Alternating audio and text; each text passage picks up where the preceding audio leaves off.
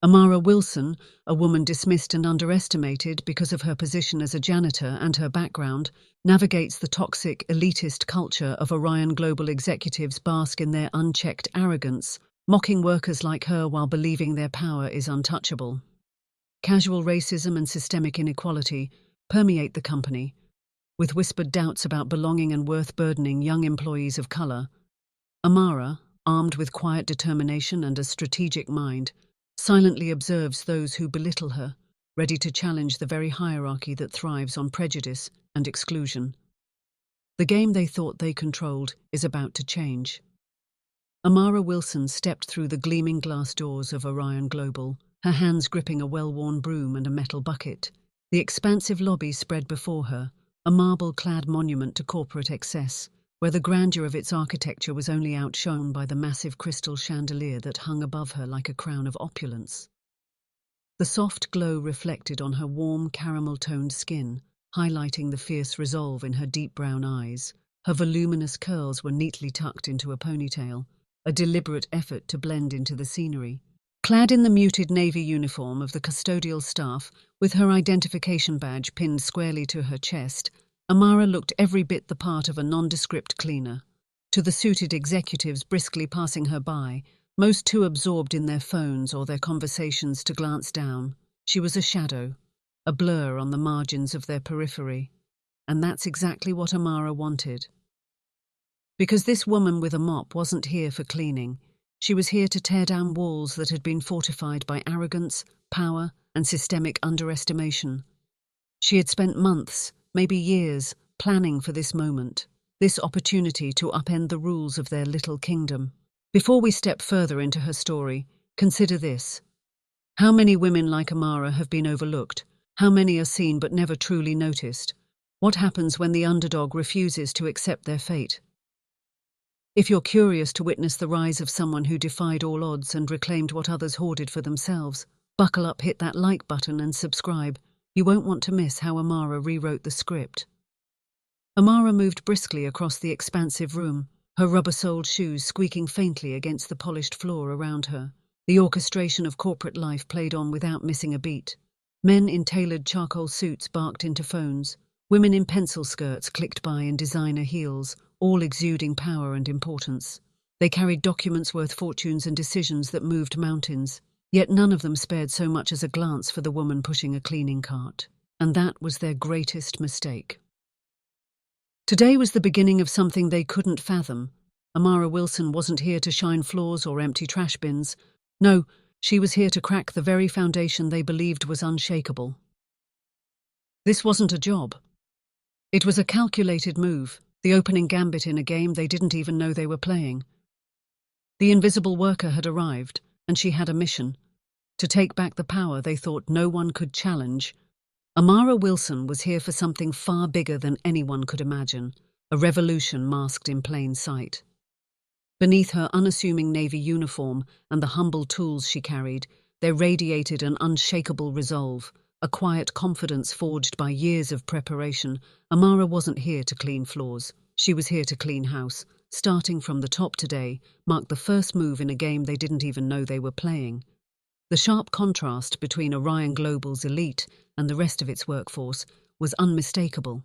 Entry-level employees scurried through the corridors with their eyes glued to the ground, their hurried strides reflecting a desperate desire to remain unnoticed. They passed Amara with fleeting smiles, acknowledgements so perfunctory they felt more like reflex than respect. Meanwhile, the executives swept through the space with an air of invincibility, their crisp suits and carefully polished shoes a uniform of power, the architects of their own carefully constructed empires. To them, someone like Amara Wilson was irrelevant, nothing more than a figure in the periphery of their grand narrative. But there was a truth hidden beneath her calm exterior that none of them could fathom. Over the course of several painstaking years, Amara had quietly amassed a controlling stake in Orion Global. Through a series of calculated and covert transactions, she had acquired the majority of the company's shares while staying far from the public eye. Every step she took had been deliberate, every choice purposeful, and now her preparations were finally complete. The woman they dismissed as a lowly cleaner was, in fact, the unseen force holding the company's future in her hands. This wasn't about revenge or vanity. Amara's mission was far more profound. She wanted to tear down the arrogance and entitlement festering at the top, an arrogance that came from never truly seeing the people who made their success possible. She had spent years studying the company from every angle, learning its weaknesses from the ground up, and now she was ready to strike. Pushing her cleaning cart through the bustling hallways, Amara paused briefly, the echoes of the past playing softly in her mind.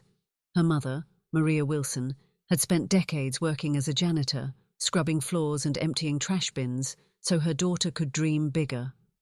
Amara could still see her mother's worn hands and hear her quiet reassurances during long nights when bills loomed large and hope felt distant. Maria had taught her something invaluable, the importance of knowing your worth, even when the world refused to acknowledge it. Those early lessons had stayed with Amara, driving her to excel in school against all odds. She had earned scholarships, aced her way through college, and carved a place for herself in business school, mastering the rules of a system rigged against women like her. And while they measured success by suits and boardrooms, Amara had forged her own path, one built on patience, strategy, and grit. A cluster of employees nearby broke her reverie. "Have you seen the new cleaning lady?" whispered a young receptionist to a colleague. "She won't last," the other replied with a dismissive shrug. "They never do." The words were sharp, edged with casual indifference, but they didn't surprise Amara. She had lived with these assumptions her entire life: dismissals, invisibility, and the belief that people like her didn't belong in places like this. The sting was familiar, but instead of anger, it fueled her resolve. She tightened her grip on the handle of her cart, her face calm, her pace steady. Let them underestimate her. Let them think she was nothing more than a cleaner. Their ignorance was her greatest weapon, and she would wield it to perfection. She turned a corner and pushed her cart into the executive wing, where the air was thick with self-importance. This was the realm of Orion Global's leadership, the men and women who made decisions that shaped markets and shattered lives with the stroke of a pen. They strutted past her without so much as a glance, oblivious to the fact that Amara Wilson was already miles ahead of them. Her footsteps echoed softly as she moved forward, a storm building beneath her quiet determination. Today, she wasn't just walking through these corridors, she was claiming them, one step at a time. Amara Wilson pushed her cleaning cart smoothly down the hall, the steady rhythm of its wheels masking the quiet tension in her every step. She stopped just outside the executive boardroom, where towering glass walls revealed Orion Global's leadership team seated around an enormous mahogany table. Through the pristine windows she had just polished, their voices floated to her, low, confident, and dripping with entitlement. Nathan Grant, the CEO, reclined casually in his chair, the gleam of his slicked-back silver hair catching the light. He raised a glass of scotch, his voice rich with self-satisfaction. "Hard work always pays off," he declared, as if toasting his own genius. A ripple of laughter circled the table. James Turner, the CFO, chuckled, swirling his drink. "It's not just hard work, Nathan. It's smart work. We know the rules better than anyone else. That's why we're sitting here." Richard Hale, the head of marketing, smirked and leaned back in his chair, his voice dripping with condescension. "Let's be honest, that janitor downstairs probably thinks scrubbing floors is her golden ticket. Can you imagine it's the closest she'll ever get to being in this room?" The room erupted in boisterous laughter. The sound was sharp and hollow, reverberating against the polished walls and marble floors. Standing just beyond the glass, Amara heard every word. Their arrogance hung thick in the air, each remark a reminder of how deeply they underestimated people like her. Yet her expression remained impassive, her movements as steady and practiced as ever. She ran the cloth across the glass one last time, her face a mask of quiet indifference. But inside, she was cataloguing everything, every smirk, every snide comment, every misplaced laugh. Amara didn't need their approval. Their ignorance was her secret weapon, and it allowed her to move in the shadows, unnoticed and underestimated. They didn't know that the woman they mocked, the one they believed to be invisible, held the keys to their empire. Amara didn't hate them for their arrogance, she pitied them, They believed their power was unshakable, built on their own brilliance, blind to the silent hands that had carried them, people like her mother, people like herself. They had no idea that the ground beneath their feet was already crumbling. She finished the glass with a slow swipe and turned the cart down the corridor, her movements deliberate, her resolve unshaken. As she passed the employee break room, voices drew her attention. She slowed her steps, her sharp ears picking up the quiet exchange between two interns. The small room was dimly lit, with two young women standing close to each other, their hushed conversation tinged with frustration and doubt. "I can't afford to mess this up," one of them murmured, her voice wavering. "Feels like I'm being watched all the time, like every mistake is the end." The other intern, a black woman with sleek braids falling over her shoulder, nodded with a resigned sigh. "It's exhausting," she said softly. "For us, it's always twice the effort to get half the respect, like we have to prove we even deserve to be here." Amara froze for half a second, their words piercing something deep inside her. She had once stood in their shoes, ambitious yet uncertain, determined yet unseen. She knew that frustration, that feeling of being invisible despite the fire burning inside. Her heart clenched, but she forced herself to breathe deeply, steadying the storm that threatened to rise. She had been there before. She had faced those same walls, that same pressure, and she had found a way through. And now, she was going to tear those barriers down, so that young women like them wouldn't have to fight so hard to prove their worth. Amara's gaze softened as she wheeled her cart past the break room, out of sight, but not out of earshot. For a moment she considered stepping inside, offering them encouragement or a quiet word of advice, but not yet. The time would come when she could pull them out of the shadows, when her actions, not her words, would open doors they never imagined could be theirs. For now she had a different battle to fight. Amara Wilson pushed forward, deeper into the corridors of Orion Global. The laughter of the executives still echoed faintly in her memory, a reminder of their unchecked arrogance. They thought the world revolved around them, that their positions were secure and untouchable. But they were wrong. The invisible woman they ignored was the storm waiting on the horizon, and when it hit, their smirks would vanish, their certainty would shatter, and the rules they had written for themselves would be rewritten by her. Amara Wilson hesitated only briefly outside the break room door before stepping forward, her soft voice breaking through the tension. "Don't let them define you." Both interns turned, startled, and their gazes met hers. For a moment, the young woman with braids seemed unsure, but Amara's steady, reassuring expression held her attention. "You'll face people who try to dismiss you," Amara continued, her tone calm but resolute. "But that doesn't mean they're right. Sometimes, the ones who think they know everything are the ones who need to learn the most." The intern blinked, surprise softening into understanding. "Thank you," she murmured, her voice carrying a mix of gratitude and awe. "It's just, sometimes it feels impossible, like they've already decided what we're worth." Amara's lips curved into a small smile. "They don't get to decide, you do." With that, Amara stepped away, her heart lifting slightly as she pushed the cart down the hall. The brief exchange echoed her own past, countless moments when she too had been overlooked or underestimated. But those experiences had shaped her, sharpened her resolve like a blade, and now, standing on the cusp of the moment she'd spent years building toward, she felt ready. Moments later, Amara stood outside the glass doors of the Orion Global boardroom. Taking a steadying breath, she smoothed her uniform one last time and stepped inside. The soft click of the door barely registered with the group of executives seated around the table. They didn't look up, too engrossed in their screens, drinks, and idle conversation. To them, she was just another unseen figure, meant to fade into the periphery.